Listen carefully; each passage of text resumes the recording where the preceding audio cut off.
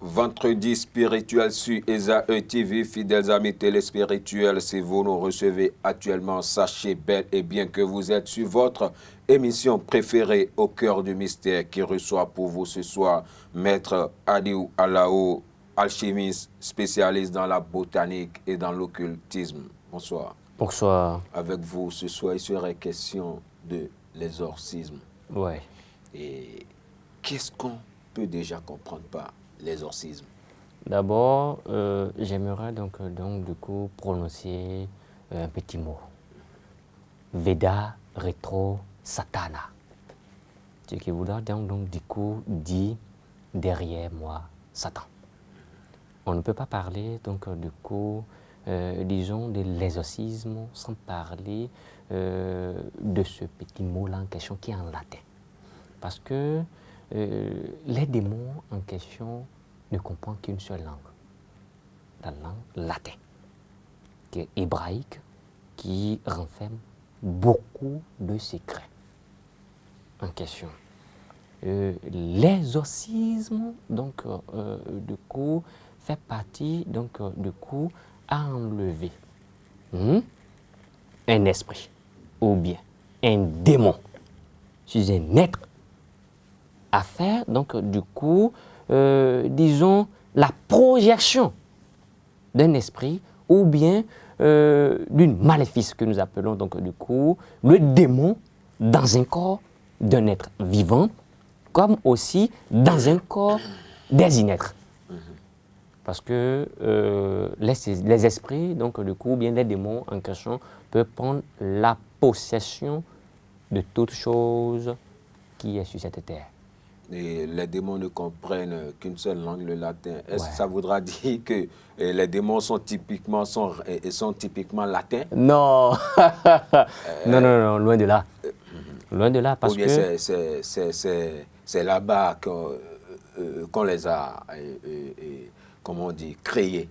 Non, au fait. En réalité, la langue du coup, de latin en question est une langue très ancienne.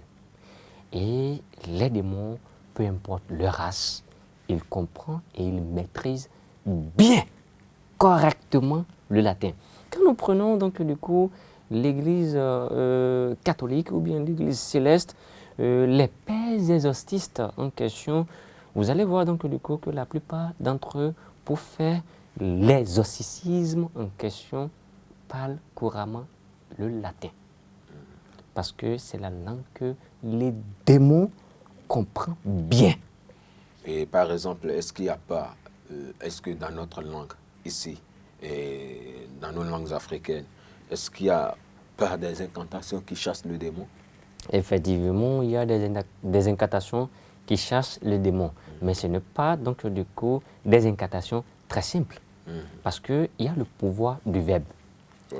Il y a donc également le pouvoir donc du coup de toute chose. Vous allez voir donc du coup chez nous en Afrique, précisément au Bénin, j'en ai même vu donc du coup la fois passée donc du coup sur les routes de Calavi, où ils sont en train de chasser certains démons. Où vous allez voir qu'il y aura nécessairement des hieroglyphes qui seront en train de, disons, gongonner quelque chose, ils seront en train de faire des chants. Et ces chants-là en question sont collés. Ces chants-là en question leur permettent, donc du coup, vous allez voir, donc du coup, quelqu'un qui sera devant, qui va s'habiller en quelque chose que je ne connais pas, peut-être, du coup, mais qui sera là où lui, en question, est déjà dans le monde spirituel, qui voit déjà les choses qui dépassent déjà l'entendement humain. J'en ai vu à Calavi, j'en ai vu même du coup, disons à Cotonou ici, plein, où du coup il arrive des temps, donc du coup ils chassent des démons. Parfois même ils attrapent des démons en question et ils les mettent donc du coup dans des bouteilles et du coup ils font leur rituel en question où ils les jettent donc du coup, disons dans l'eau. En question, en contrepartie, il faut comprendre donc du coup, j'ai bel et bien donc dit du coup que les démons comprennent bel et bien du coup le latin. C'est pour pouvoir dialoguer avec eux. Mais du coup, nous sommes en Afrique. Le latin, c'est, disons, la langue étrangère. Mais il faut parler donc du coup de la réalité de l'Afrique. Il y a aussi des procédures, des méthodes que nos parents aïeux utilisent donc du coup avec, disons, des fameux trucs que nous connaissons très bien, avec des cris, que vous savez très bien que ça a des pouvoirs, des vertus, donc du coup, où ils ordonnent donc du coup aux démons de quitter ou bien de venir et d'obéir. Parce que nos parents, donc du coup, ont ces capacités-là en question. Et qui peut exorciser? Qui a la capacité d'exorciser? Ceux qui ont donc du coup la capacité d'exorciser avec le thème, c'est les prêtres. Et quand je parle des prêtres, je ne parle pas donc du coup, disons seulement des prêtres de la religion, christianisme, céleste et autres. Non. Quand je parle des prêtres, il y a aussi certains trucs de prêtres de fa. C'est un truc de prêtres de renom. C'est un truc de prêtres de, disons, de différentes autres de couvents. Les grands initiés d'ordre qui peut toutefois, donc du coup, chasser un démon d'un lieu à un autre. Bel et bien en négociant avec ce démon-là en question. Parce que si vous n'arrivez pas à négocier avec ce démon-là en question, parce que d'abord, quand le démon-là en question cohabite le corps d'un individu en question, il n'est pas seul. En tout pour tout, ils sont 7. Parce que le corps de l'être humain en question, nous avons 7 corps, nous avons dit, qui est capital. Donc, le plus âgé parmi eux, le plus vertueux de pouvoir parmi eux est en bas. Donc, les autres sont en haut. Donc, du coup, quand on va commencer déjà par les chasser, on chasse du coup seulement ceux qui sont en haut. Et mais quand on chasse du coup ceux qui sont en haut et qu'on n'arrive pas à chasser tous ceux qui sont là en question, quand les démons là qui sont en question là quittent le corps de l'individu en question, ils cherchent des failles. Et pour revenir encore dans le corps de ce dernier en question, il va se renforcer. Il ne va jamais revenir seul. Parce que le démon en question ne connaît qu'une seule langue. Et la langue là, c'est d'obéir. Et encore, toutefois, il faut comprendre que les démons, c'est le père donc, du coup, du mensonge typiquement. Pour exorciser quelqu'un, il faut d'abord connaître le nom du démon qui est là.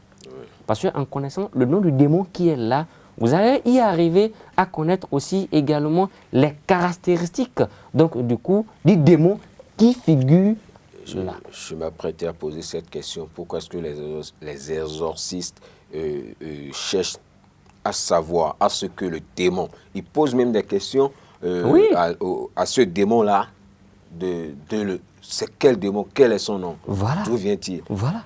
C'est pour en faire quoi? Non, c'est juste simple. C'est juste pour connaître le caractéristique qui correspond donc du coup à ce démon-là en question. Ok, et j'aimerais savoir, une fois ce démon-là retiré de ce corps, on va le jeter où? Voilà. Puisque si on doit le jeter, vous avez dit par exemple, on chasse, on dit on chasse le démon, on le chasse. Il va dans la nature, il peut encore causer des dégâts. Non. On dialogue avec eux. On fait des marchés avec eux. Ceux qui sont les pères exorcistes, qui connaissent bien le domaine et qui savent bien de quoi je parle en question, on négocie du coup avec le démon là en question. On lui propose deux camps. Soit il quitte le corps pour aller en enfer, soit catégoriquement il quitte le corps et il reste seulement dans la nature. Mais si le démon quitte un corps et commence à heurter dans la nature, ça veut dire qu'il va prendre encore possession de notre corps faible. Ça là c'est normal. Vous allez voir donc du coup aujourd'hui que la plupart de nous les jeunes, il y a certains parmi nous donc du coup qui cherchent à faire des pâtes. Il y a certains parmi nous donc du coup à faire des choses qui dépassent l'entendement humain. Mais la question qui me préoccupe, normalement, quand on attrape un voleur, c'est comme on attrape un voleur. Voilà. on va l'emprisonner. Ouais. On l'accuse, on l'emprisonne. Voilà. Il fait un moment, on le ressort. Voilà. Et il commande encore son forfait. Voilà. Pourquoi ne pas créer un espace où, après avoir exorcisé quelqu'un et négocier avec ces démons-là, pourquoi ne pas créer un espace où il faut envoyer ces démons habiter pour qu'ils ne viennent plus. Sinon, pourquoi ne pas imposer l'espace à ce démon-là?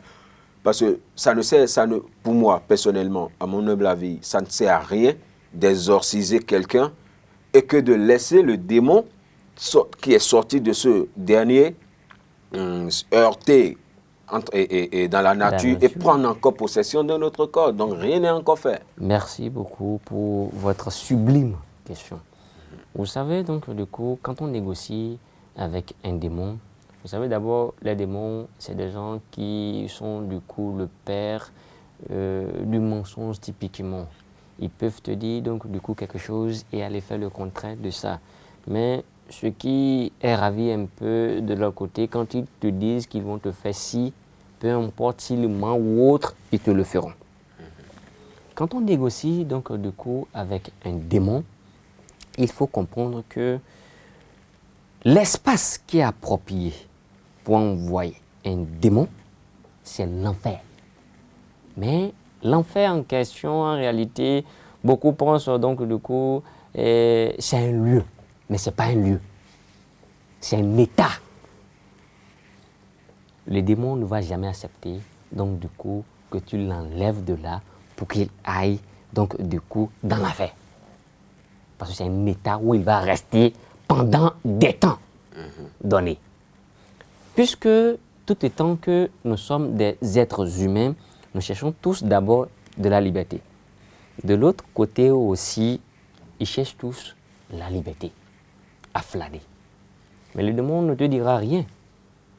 C'est au moment où toi, tu as besoin de lui, au moment où toi, tu as envie de changer tel événement en tel événement, que tu peux toutefois faire des rituels ou bien des pactes spéciaux pour l'amener dans ta vie. Je ne sais pas du coup si vous comprenez.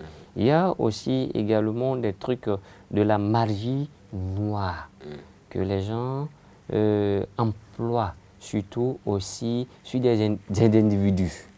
Il faut comprendre donc du coup que c'est différent déjà de l'envoûtement. Parce que quand on envoûte quelqu'un, on l'emprisonne dans quelque chose. On crée du coup une atmosphère.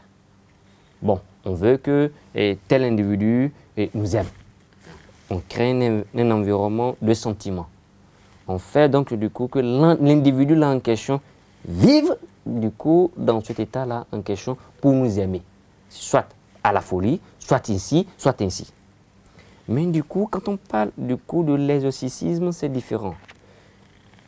Quand du coup on envoie un démon sur quelqu'un, le démon en question prend la possession du corps de l'individu et dirige l'âme de l'individu en question. Et l'âme de l'individu en question obéit seulement au dit de cette dernier. Mais Maître là-haut, et tout à l'heure, vous avez parlé de 7 démons. Quand on parle d'exorcisme, qu'il y a 7 démons, qui habitent l'homme. Et ça m'a rapidement envoyé vers les 7 chakras. Merci. Et donc, ça voudra dire que chaque chakra est habité par un démon ou à ce niveau-là, et le grand démon, lui, il demeure là. Donc, on peut chasser les autres, mais lui, il demeure. Lui, il demeure. Donc, ça veut dire, quel genre de démon un exorciste? Puisque ça voudra dire que ce n'est pas tous les démons que l'exorciste peut chasser. Jamais. Donc, quel genre de démon un exorciste peut chasser alors? Du coup, les exorcistes en question peuvent chasser donc, du coup, le premier démon, deuxième, troisième, quatrième. C'est rare donc du coup qu'on aille donc du coup sur les 3 autres derniers. Et vous allez toujours voir donc du coup que les pères exorcisent. Quand je parle toujours de pères exorcistes, je ne fais pas allusion seulement à l'Église catholique, non. Les devanciers. Les devanciers. Les maîtres d'ordre. Les maîtres d'ordre. Oui. C'est ceux-là, moi, j'appelle père. Je ne parle pas seulement du côté religieux, non. Parce qu'il y a différentes manières de le faire, de procéder. Donc, du coup, et chaque religion, chaque ordre aussi a sa manière d'exorciser. Pour chasser, donc, du coup, un démon, d'abord, il faut comprendre quelque chose. L'individu doit jeûner au moins pendant 3 jours, successivement. Il doit rester, donc, du coup, dans la pureté. Donc, il doit d'abord, l'exorcisme même doit se purifier. Doit se purifier. Il doit d'abord jeûner.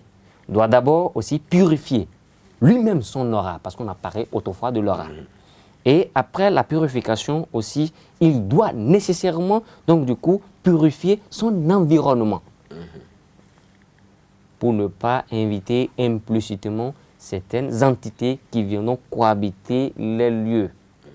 Et après cela maintenant, il a la capacité maintenant de rester seul sur les lieux avec le patient, soit catégoriquement de rester sur les lieux avec certains gourous qui seront là, donc du coup, en train de prier aussi. Parce que la prière est en verveine pour pouvoir chasser les démons. Vous y voyez, par rapport à votre question, en tout pour tout, par rapport à votre question, pour répondre directement à votre question, quand on chasse un démon, on n'arrive pas, ce que beaucoup n'arrivent pas à comprendre, quelqu'un qui souffre, qui est possédé directement. On va prendre un cas pratique, parce que le temps compte beaucoup. On va prendre un cas pratique.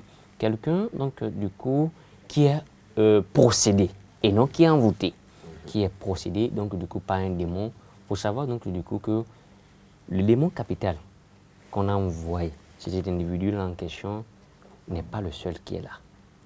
Il est directement au 7e rang. Parce qu'il sait très bien que déjà après Dieu, que c'est l'être humain qui est là. Et l'être humain a la capacité de faire beaucoup de choses. Les esprits que nous voyons, eux, obéissent seulement à nos dits et aussi aux dits du divin. Et de la même manière où il y a les angiologues, où il y a du côté sublime, il y a aussi le côté ténébreux. Et il faut comprendre donc du coup qu'il ne sera jamais seul là. Il aura des amis, il aura des compagnies qui vont placer dans le corps de l'individu. Bon, moi je veux que le corps de l'individu là se mouvante comme ceci.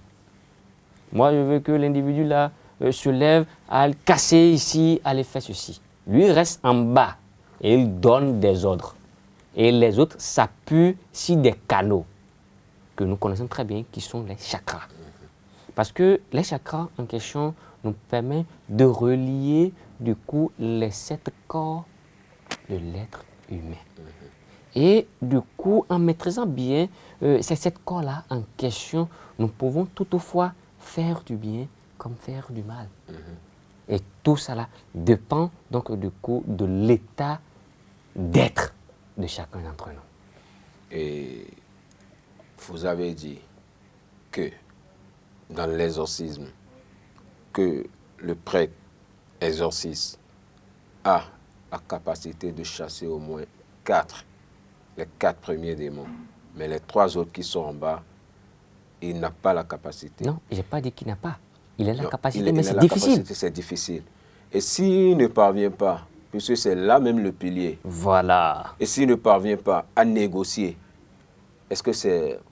On peut parler d'un bon rituel d'exorcisme? Non, on peut parler d'un bon rituel de l'exorcisme parce que, donc, du coup, quand ces 3 autres entités, ces 3 autres démons, on va pas parler de l'entité, mais on va parler plutôt de démons. Oui, parce que l'entité, c'est autre chose. Si ces 3 autres démons-là en question sont dans le corps de cet individu en question, il va falloir comprendre que ces démons-là en question vont commencer par chercher les failles. Soit l'individu en question va mener des comportements, va salir son aura, ou bien va mener des comportements qui seront typiques proprement à lui, qui va inviter implicitement d'autres esprits. Mais il va falloir comprendre que si les entités là, ils étaient au nombre de 7, où on a renvoyé au moins 4, s'ils veulent revenir, ils reviennent avec de renforts. Vous allez voir donc du coup aujourd'hui, vous allez entendre parler que bon, on a guéri quelqu'un qui souffre de la folie. Parce que la folie, il y a 2 manières de contracter de la folie. Il y a de la manière, donc du coup, où on envoûte un individu. Il y a d'une autre manière, du coup, où on possède, du coup, l'individu là en question. Mais du coup, quand on procède...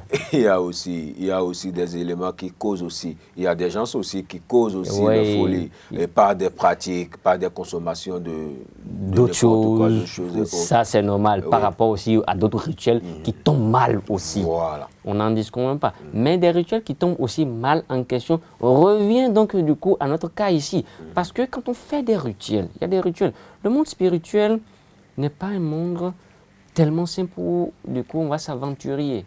Dieu, le Père qui nous a créés, vous êtes spirituel, mais vous n'êtes pas, donc tout le monde est spirituel, mais vous n'êtes pas, du coup, vous n'avez pas à franchir les limites pour comprendre au-delà de ça. Mais Dieu peut toutefois faire que tout le monde reste sur le même état d'ordre, mais il n'a pas fait ça. Voilà, il a mis des barrières là. Est-ce que ça vous est arrivé, maître là-haut, d'exorciser un patient une fois? Oui, ça m'est arrivé, donc du coup, d'exorciser un patient. Et ce patient-là en question, je ne vais pas appeler son nom, mais quand même, ce patient-là en question, on lui a envoyé un truc, du coup, des maux de tête typiques, où l'individu en question, sur sa vie, comme ceci, s'il va à l'école, s'il fait des choses typiquement bon, où je sais, il doit prospérer. C'est une femme, il doit prospérer. Mais du coup, ils ont changé des choses au vinaigre. Et l'individu en question, quand il prend le cahier, le papier pour lire en même temps, même quand l'individu prend la Bible pour lire, il commence par avoir les maux de tête. Pour exorciser quelqu'un, il faut s'en rendre d'abord compte que notre lieu, notre environnement soit sain. Et qu'il faut que l'individu qui l'exorcisme en question, l'exorciste en question, qui veut faire l'exorcisme en question, soit purifié. Parce que quand on renvoie le démon qui est dans ce corps-là en question, le démon peut quitter ce corps-là en question pour aller directement dans un autre corps. Parce que le corps de l'être humain en question a des portes. Et le corps de l'être humain a des portes. J'ai posé la question de savoir si vous êtes arrivé et d'exorciser une fois, simplement parce que j'ai encore une autre question derrière qui est comment est-ce que vous êtes parvenu à gérer cette énergie-là? Comment est-ce que vous avez senti la manifestation puisque le démon aussi a énergie. Oui, tout est énergie, toute énergie. Comment est-ce que vous êtes parvenu à gérer cette énergie-là? Merci. Est-ce que vous avez tué, puisque quand le démon prend possession de quelqu'un et l'habite, on dit que ce n'est pas le seul. Donc, est-ce que, pour moi, je prends sur ce qu'on a déjà dit, que c'est sur les 7 chakras, il y a les 7 démons. Est-ce que vous êtes parvenu à aller jusqu'au dernier chakra et pour pouvoir quand on parle désamorcer du ce démon? disons, de tuer un démon, moi je parle, c'est un truc vulgaire. On ne tue pas un démon. Soit tu le renvoies, donc du coup, dans l'enfer, soit tu le libères et qu'il quitte ce corps, soit catégoriquement, tu le fasses. Ça m'est arrivé.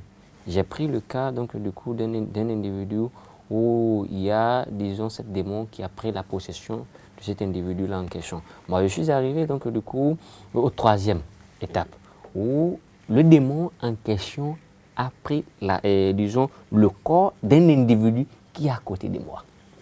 Comment se fait-il que nous sommes à 2 et disons à 3, c'est-à-dire mon patient et également celui qui m'a amené le patient. Nous sommes à 3 là. Où je disais donc du coup à celui qui m'a amené le patient en question de quitter là, mais lui ne veut pas céder. Mais comme moi je connais bien les gravités des choses, j'ai dit bon, reste là. Et du coup, quand on est en train de chasser du coup ce démon là directement sur cet individu en question, le démon en question a pris la possession du coup du corps de l'individu qui est à côté de moi, qui commence par parler. Et les mêmes symptômes que notre malade a en question, l'autre aussi dégage directement les mêmes symptômes au fur et à mesure. Ok, maître là-haut, est-ce qu'il vous est arrivé une fois de prendre peur face à à une telle situation? Je vais vous dire une chose, dans la spiritualité, il ne faut jamais avoir peur. Il faut avoir le courage. Si tu as peur, en question, les esprits ténébreux gagnent directement sur toi. Ça veut dire C'est la peur est le premier mal de l'homme. Voilà, c'est le premier magnon. Parce que tout est spirituel que vous voyez, nous courons tous un grave danger. Et notre danger en question, donc du coup, est la peur. Si jamais on installe la peur en un individu, on installe également le doute cartésien en cet individu en question. Et ce doute-là en question permet donc du coup à l'individu de se déstabiliser et de l'affaiblir à jamais. Ok, Maître Alao, très rapidement, quel message vous avez à lancer à l'endroit de nos téléspirituels pour qu'ils puissent, comment est-ce qu'ils peuvent déjà se comporter très rapidement, puisque nous sommes pratiquement à la fin de l'émission et on me fait déjà la main derrière là-bas. Là. C'est normal. C'est normal. Ouais, la télé, c'est le temps. Time is money, comme le disent les Anglais. La télé, c'est le temps. Donc, quelle pratique, quel comportement peuvent-ils adopter et pour ne pas se laisser souiller et sinon habiter par ces démons? D'abord, très rapidement, je vais souligner quelques points. Premier point, donc du coup, est de briser d'abord les liens familiaux. C'est important. Vous qui êtes là, on ne sait jamais, un individu qui veut avoir de l'argent, il va prendre par tous les moyens, signer des pactes avec des entités que lui-même ne comprend pas. Mais quand on signe un pacte avec une entité, on ne signe pas pacte avec une entité du coup dans le présent seulement. On signe le pacte avec l'entité du coup à vie. Ils n'ont qu'une seule langage à eux propre. Donc quand on signe un pacte avec une entité où on dit, bon, du coup j'ai signé un pacte avec l'individu et une entité, maintenant si je meurs, c'est fini. Mais ce n'est pas fini. Ça va jusqu'aux 7e génération. Et ça va agir sur les enfants des enfants. Il y a aussi également du coup nos comportements qui nous amènent donc du coup d'inviter implicitement certaines entités envers nous. Nous avons aussi, nous les êtres spirituels aussi, qui invitent implicitement dans l'inconscience, je dis bien dans l'inconscience, certaines entités, certaines corps célestes que nous ne comprenons même pas. Parce que du coup, quand un être spirituel veut aller de loin, veut atteindre l'illumination, il y aura toujours des entités, il y aura toujours des démons qui feront toujours que l'être spirituel en question viendra vers le bas. Dans la Bible, c'est écrit quelque part dans la Bible où il y a un démon qui, du coup, a blagué avec Jésus, où il a dit, bon, de quitter sur, disons, de sauter de la montagne vers le bas. Okay. Il y a plusieurs de ces choses-là en question. Ok, merci beaucoup, Maître Alao. Et nous allons revenir sur comment briser les liens familiaux dans nos prochaines rencontres. Comme le temps qui nous est accordé est imparti, abracadabra. Ouais, abracadabra. Et chers amis téléspirituels, nous sommes à la fin de votre émission Au cœur du mystère. N'hésitez surtout pas de partager et de faire aimer notre page YouTube Esaïe TV à vos amis. Restez connectés pour la suite de nos programmes à vendredi prochain pour une nouvelle émission. Hey. Hey.